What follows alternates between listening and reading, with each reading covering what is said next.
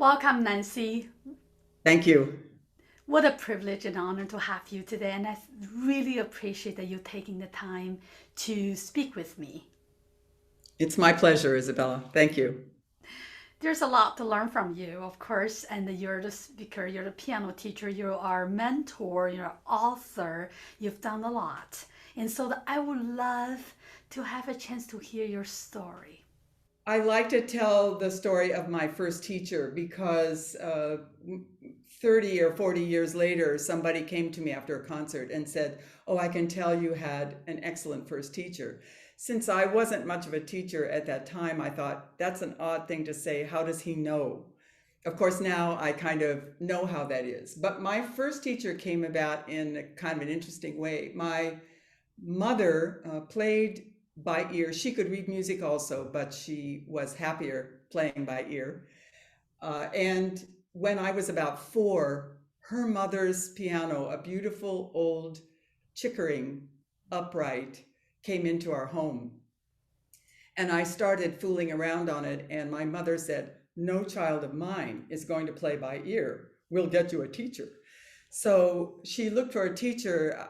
They were new in Spokane, which is where I grew up, and I think there wasn't much in the bank account.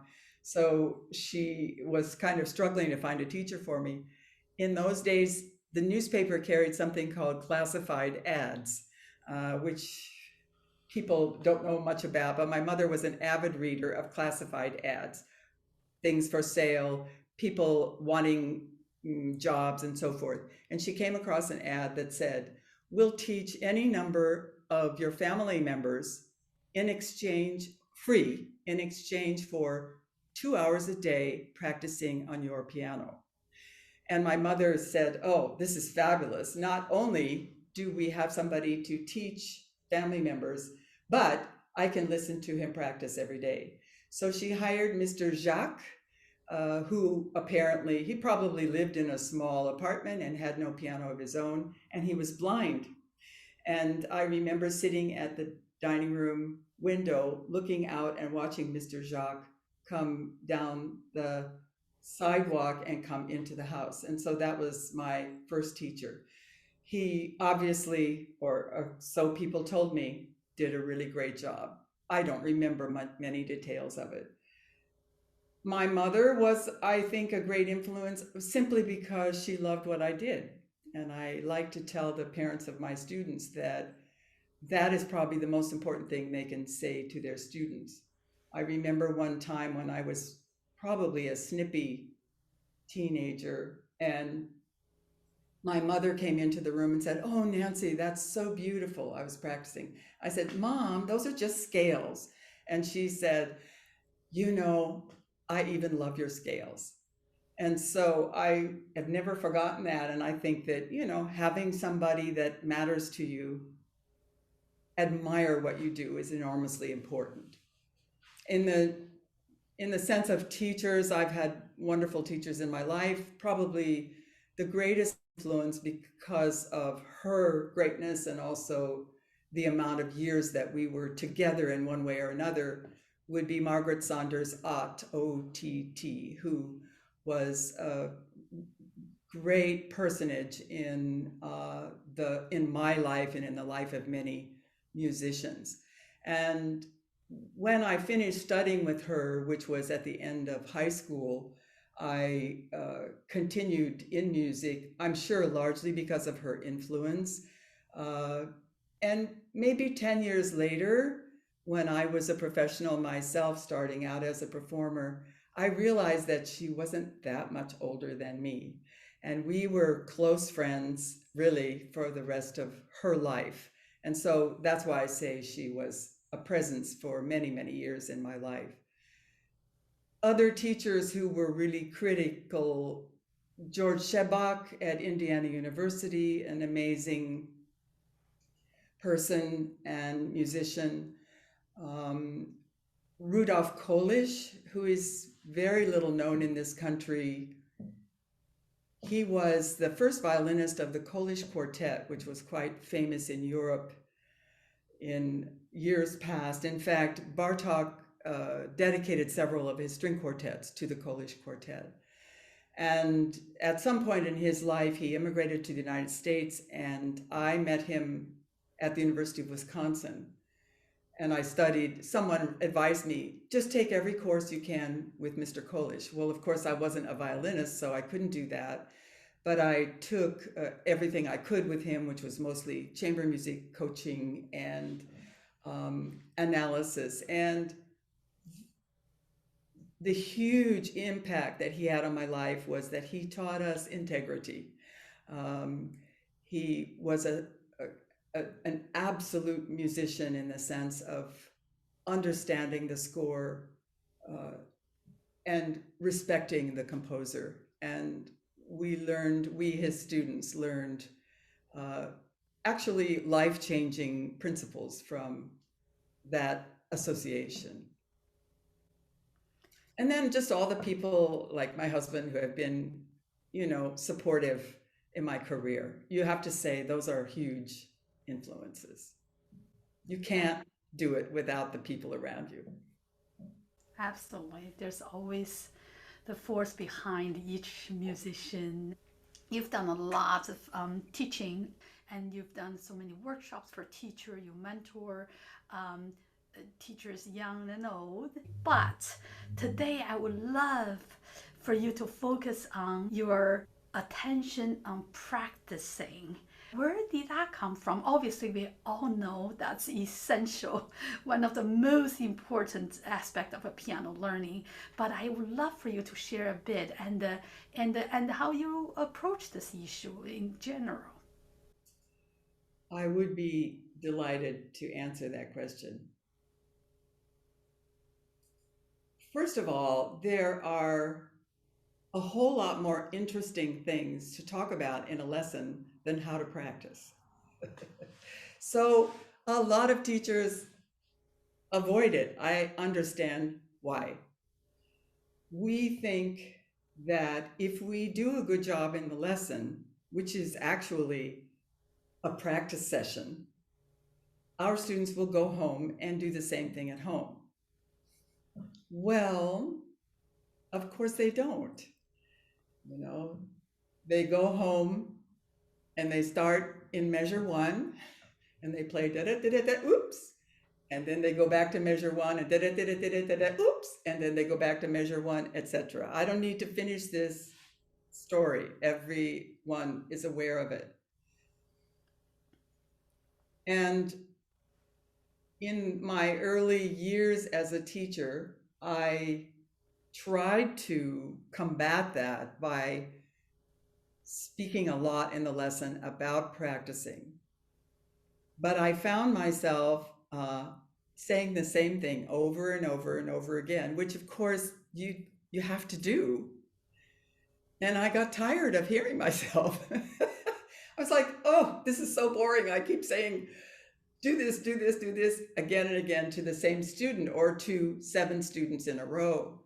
So I thought, well, maybe I can take these ideas and my teacher's ideas and my students and my colleagues' ideas and put them together in some form that would help me to have a more efficient lesson and that would help them to practice better. And I started with the students. This was so long ago. It was kind of pre-computer. We had these printouts you would type in, and then you'd have this long series of pages.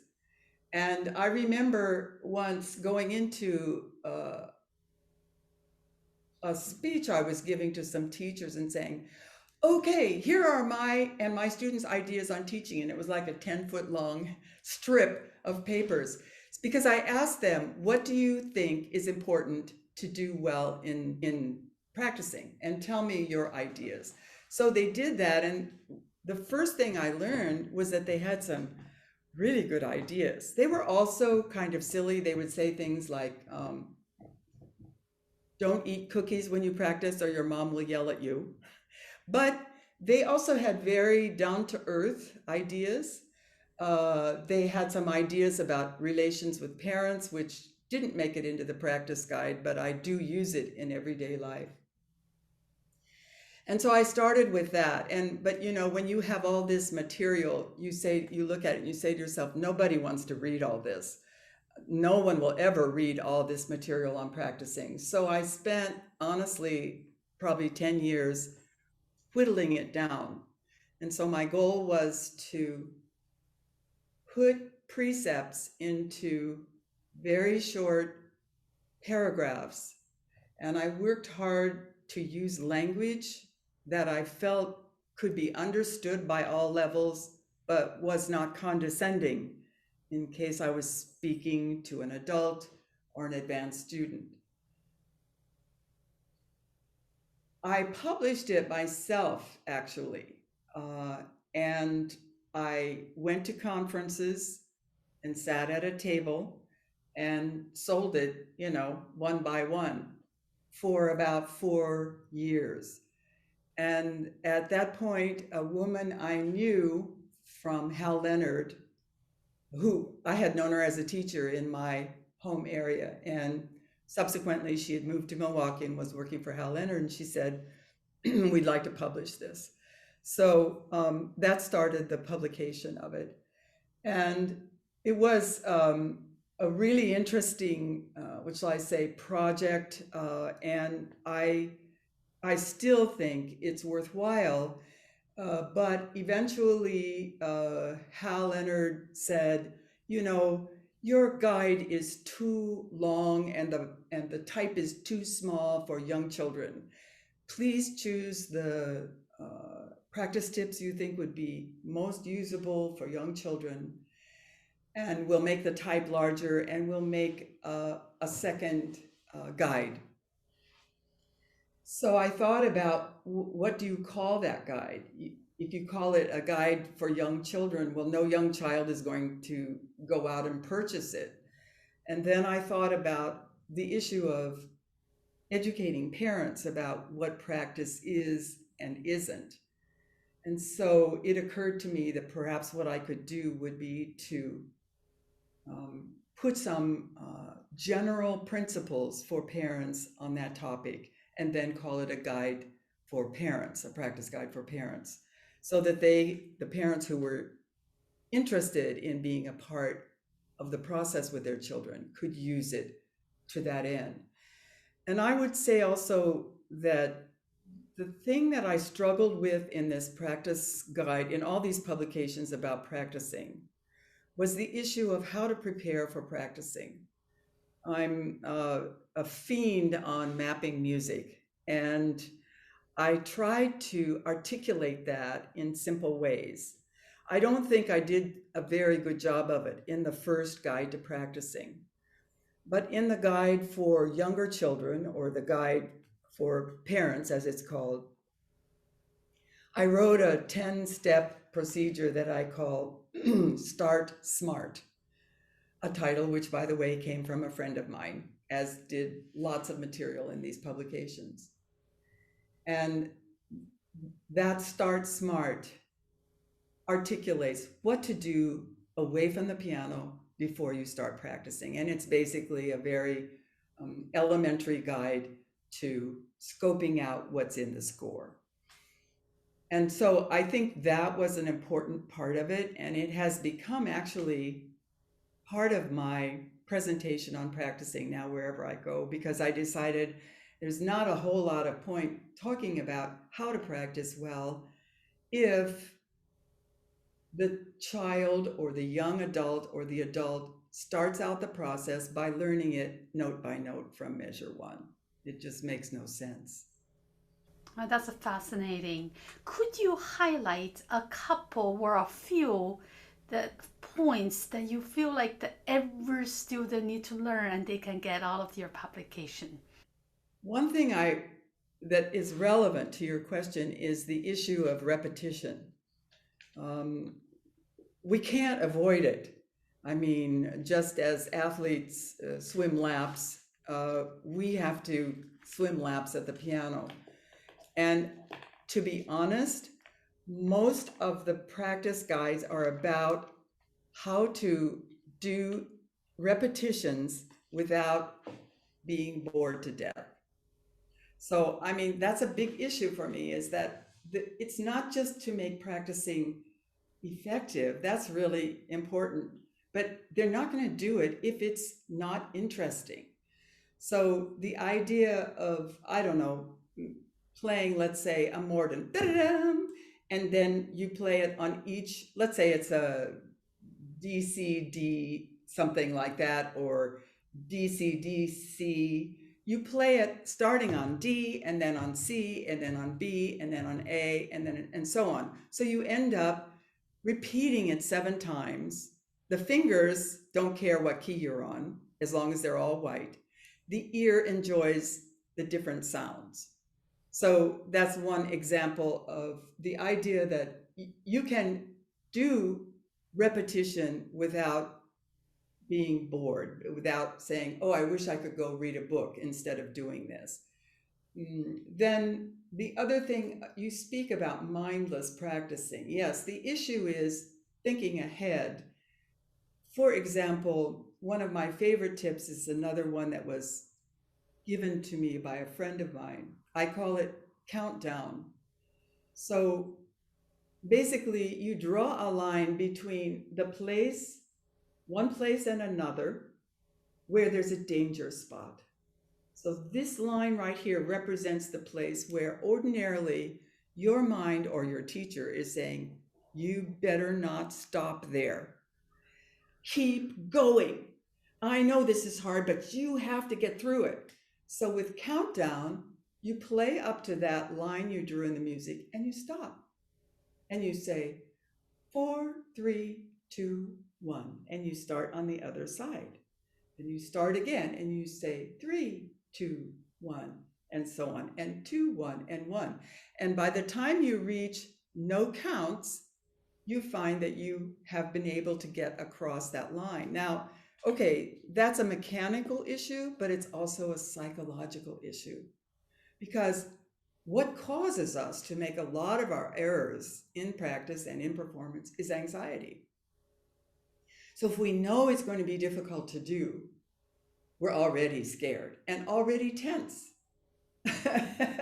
And usually we play faster than we played the measure before. So all those things add up to a disaster. So this principle of being able to say, I have time here, and getting from one spot to the next over a barrier is huge. It's a psychological advantage. So that's another way that we can try to help a student by helping them understand that there are different ways of tackling difficult problems. You know, if you use, let's say, one of the excellent method books when you start out a student, you have an example of mapping. Somebody might say, circle all the C major triads, or what is the key signature, or very, elementary little questions. And the student put, this is a standard sort of way of helping beginners learn. If you do use method books, once you finish them, it's all over. That is the point at which a teacher has to take it over himself or herself, so that the rote learning doesn't become the pattern for the child. So what do you do in mapping? I mean, it's just standard issue. First of all, step 1 in Start Smart is number the measures, which sounds silly, but the way we use that is to compare and contrast. When I was a student in school, and I don't know whether they do this anymore, we had a lot of assignments where we had to compare and contrast. And that's what the first issue of what we do in looking at a piece of music.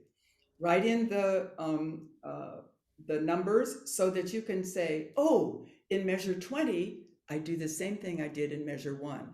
And you write it in the music, R, M1. It tells you, it tells you a couple of things. I don't have to practice this.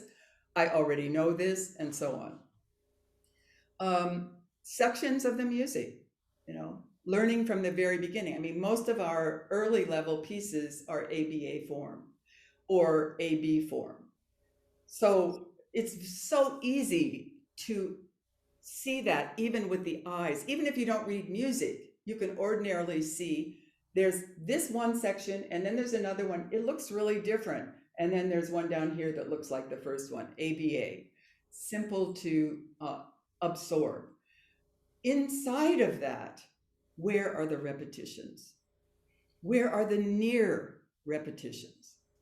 So I'm asking a student not just to say where's a near repetition, but to circle the exact note where the repetition becomes something else. So then you think about sonata allegro form. If somebody's going to have a memory slip, where is it going to be? In the recap. Where in the recap? At that point where the composer goes into a different key than he or she gave us in the exposition. That note needs to be circled. These days, a lot of students seem to think that they shouldn't write in their music. I mean, that's crazy to me. If you don't have a pencil and use it, then don't bother coming to my lessons because and actually sometimes if a student brings a page to the lesson and the page looks like this, there's not a single mark on that page. I just say, well, honey, why don't you bring this back after you've mapped it? You know, because why should we spend a lesson on a piece of paper that the student has not even thought about? There's so much you can learn from it. Then, of course, there are the obvious things like, and speaking of the pencil, just plain things like accidentals. Some students feel that they shouldn't have to mark a sharp in front of a note. Why not? If I have a broken leg, I'm going to use a crutch. And this is a crutch. I totally get it. But I love having these sort of visual aids in the music. And I think it's important for the students so that what I have them do is that let's say I make an assignment, map out the exposition of this sonata or sonatina and send it to me. And when I okay it, you may start practicing. Boy, since I started doing this, things got a lot better in the studio. And, you know, it's the mapping that they do, everyone does something different, which is fine. There's no right answer, no wrong answer. Sometimes the little kids do things like totally crazy, but the point is they looked at it, they thought about it, you see. So that means a lot to me, and I can always build on whatever they discovered about it. And it's so important to do that away from the piano, you know, because at the first opportunity, a student will grab onto the piano and, you know, the first errors that you make in a piece, unfortunately, often end up showing up in performances. Even if you've corrected them conscientiously over a period of time, those first impressions are really strong. So, you know, this is the other reason for doing this. We need not only to use our brain, but to avoid spending half of our time correcting errors. What a waste. That's exactly, and we spend a lot of time doing that. Now, away from piano, are you talking about not only mapping, but really practicing as well? And that includes memorization. When I was young, I I had, in fact, when I went to Indiana University, I first went there to study with Bella Bosterminianaj, a wonderful teacher who, unfortunately for me, changed to a different university after a year that I was there. But I had learned to memorize away from the piano. I had learned that in high school.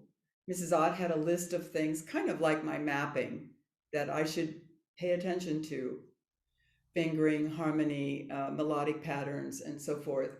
And I remember when I was a freshman in Indiana, Dr. Naj, when he would give presentations, would take me along like a guinea pig, put me in a room by myself with an unknown score, and and have me memorize, I don't know, probably a small portion of it, and then come out and play it for the teachers so that they could understand that it could be done away from the piano. Well, it's kind of like a circus, but as you say, it certainly is possible to do that. And I have tried to encourage the students to do that. I find it's really hard to get them to do it. And here's the other thing. I have a lot of students who are way smarter than I am. They they have an enormous capacity for learning different music by ear, through YouTube, etc. They have perfect pitch, which I do not have. And I have one student, you probably have experienced this too. There's always somebody in the studio who does not memorize. It's just automatic. But there are a fair number of youngsters who, by practicing for a week, actually know the music. And so I don't touch that. I feel like that's a different place than I can ever go. So I try to help those who are not in that category. One of the things that I think is important is to have a deadline. I have a rule in the studio that your piece or your pieces should be memorized and obviously up to tempo and ready to perform 2 weeks before the event. I know some teachers do that way, way ahead of time, but I teach a lot of different pieces. So I figured, okay, with 2 weeks, we can handle it. But the bottom line for me is, what will be the result if you go into an event prepared at the last minute? You may get lucky or you may get very unlucky. And I don't want that to happen, because those terrible memory lapses, including the part where it happens 3 times at the same place and the student eventually leaves the stage, that's why people quit piano. So part of our job as teachers is to protect our students from that. I think that hand-separate memorization is really an important thing. I think that singing one part, playing the other, especially, let's say, in a Bach Advention, is really important.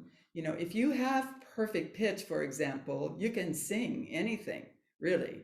And if you sing one part and play the other, you certainly know it. Rhythmic memorization, you mentioned dynamics and pedal, how important that is and how we neglect it, I think. There's one kind of fun thing to do about dynamics where you actually draw kind of like a chart of your whole piece, if your piece isn't too long, and measure 1 to 8, let's say. Crescendo, there's a swell here. This is piano. This is forte. It's an interesting exercise to see if people actually know. And by the way, in that kind of difficult week I had last week, I discovered that there were students who actually couldn't tell me what the dynamic marking was on, measure 9. Well, then it's not memorized, as you imply. That those all are so common. So many of these issues we don't actually articulate or take the time to actually think through what exactly the issues are and how exactly we come up with solutions. Thank you. I mean, I'm very interested in it, just the way you are. In the end, though, honestly, I mean, it doesn't mean that everybody follows the line. I have a good friend who's a really great teacher, and he's always, like you, so supportive of these publications. But he sends me photos, and he'll have 2 students with their brand new practice guide standing there like this with a big smile. But the teacher's comment down there is, now if they would only use it. So, it's not a cure-all, and it still takes time. But I find that if I can say to a student, do countdown, or do keep track, or do tip number 17, it saves time in the lesson. And periodically in the group piano class, I do a little survey. Which practice tips do you use the most? Which ones do you like the best? And so on. And that's because even with the practice tips, they get into a rut. So they use the same two or three over and over and over again.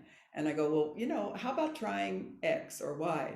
So it's a constant rehashing of material, no matter whether you've articulated it or not. I hate to say that, but there's no perfect cure uh, for this issue. But as you say, it's incredibly important. We just have to keep working at it. And the thing is, the whole idea of what we do is making musicians for life. Okay, so if somebody cannot sight read, if they cannot map out a piece of music, and if they don't have tools to practice in interesting ways, are they really going to still be playing when they're 40, 50, 60, 70? Probably not. Tell me a little bit about your approach on teaching in general. How do you motivate students? You must have a way to keep them engaged and then leave your studio and wanting to go back to work. That reminds me of, I mean, in a way, I don't know the answer, but I'll try. But you know what it makes me think of? It makes me think of George Shebach.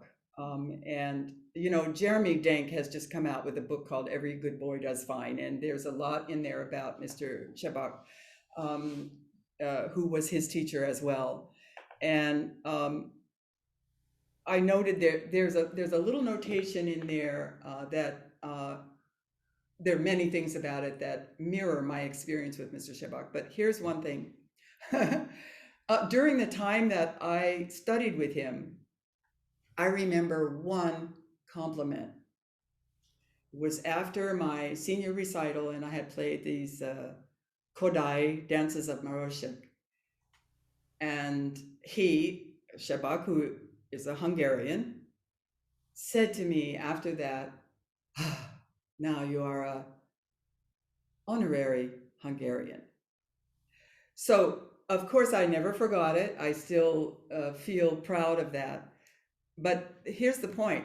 He was not in the habit of saying, "Oh, that's beautiful," right? And yet, every lesson when I left that studio, I felt like I was a miracle maker. I felt like I could do anything. Now, how did he do that? I'm not really sure. And yet I remember that sensation. So what do I do with students? I think, see, I don't know his magic. So I think positivity and praise is important. I try not to ever be angry. I remember also Mr. Shebach would say, if you would play a wrong note, he would say, "Oh, and what edition are you using?" He never said, "Play the right note." Okay, so I try to use humor, which that's a good example of it. Um, I try to play for them, um, and inspire them by the tone and the musicality of whatever I can accomplish. Um, and I try to recognize what they are able to do, even if it's not what I ask them to do. Does that make sense? So there are steps along the way which I recognize. I also try not to overwhelm them. So in one lesson, I remember some colleagues saying, don't try to cover everything in the lesson. especially when you're young, you try to do that. So then you have to have a little more confidence in the student, even a 7-year-old, that if you spend quality time on 3 or 4 things instead of a little bit of time on many, maybe one of those 3 or 4 is going to go home with them, and they're going to build on that. Also, the repertoire. I mean, I heard once that in the United States, something like, I don't know, 80% of piano students quit after the 3rd year. I'm sorry, a lot of that has to do with the music that they are given, that they learn. You know, there are incredible resources out there, and I feel that many of us are not adventuresome enough. We also suffer because we no longer have wonderful music stores. I have one in my neighborhood, but most teachers don't. And a lot of the discoveries I've made have come from rifling through bins of music in that store. And it's not the same going online. But I'm trying to remedy that, especially by the great avoidance of new music. I think I mentioned to you, I have this modern piano music list where I realized that if I put a performance of a piece and also a link to the performance and a link to where to buy it, this way the student, even without the teacher, can use the list, can listen to things and say, oh, I really like that. I never heard of this composer, but I like that piece, you know. So that's one way of dealing with it. The other thing is I know many teachers do this, I always give them choices of repertoire. So if somebody I need to give him a Baroque piece, this is my time, by the way, right now and in June to do this thinking. Let's say Henry needs a Baroque piece. I'm going to find 3 pieces that I think are appropriate for him, and I would be perfectly happy to work with him on. And then I play those 3 pieces for him. Give me your score. They love scoring things. So, like, okay, from 1 to 10. 1, you hate it.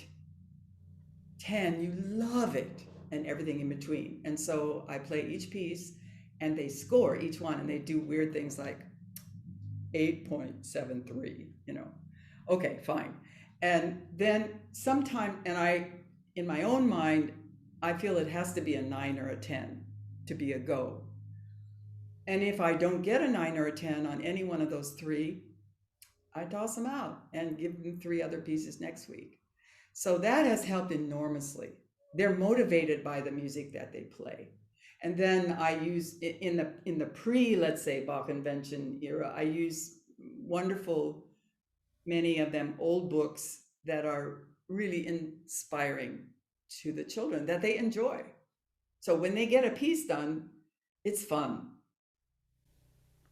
Those are incredible wisdom. One of the things I would love for you to leave just a word of encouragement for those very, very young teachers who just started up their teaching career and who probably have not taken a pedagogy course or go through some kind of a training. I will, because that's the way I was for many years. I mean, I didn't take pedagogy. Nowadays, people are really well trained. I was not well trained as a teacher.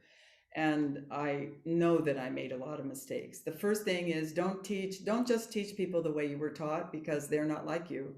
Most of your students, if you're a young teacher, are not going to be as talented as you, as motivated as you. So you have to seek new ideas. And I think, I think the resources are out there. Talk to your colleagues.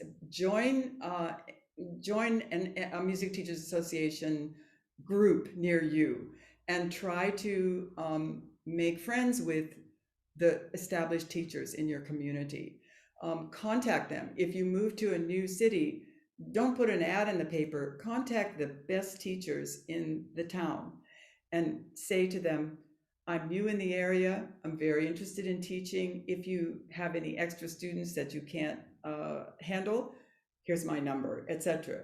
And also always go to workshops, that are given by, especially by teachers that where you know the product. Plus, go to performances. It's so important to understand what the level is in your area. And when you listen to performances of students, you also will get to know who their teachers are and who could be your mentor. We don't do enough of this. I wish we had kind of a network, and some organizations try to do it, and it's hard to set up that where we could really mentor one another. Because it's a lonely field. It's really lonely. But I the word of encouragement is it's an endlessly interesting pursuit. I'm not going to tell you how old I am, but it's pretty ancient. And I'm at the point where people say, "Oh, are you thinking of retiring?" And I say, "No." And it's because I just love the process and the stimulation and the constant variety. Every single student is a challenge, and it's really interesting. So enjoy. That's beautiful. Thank you so much.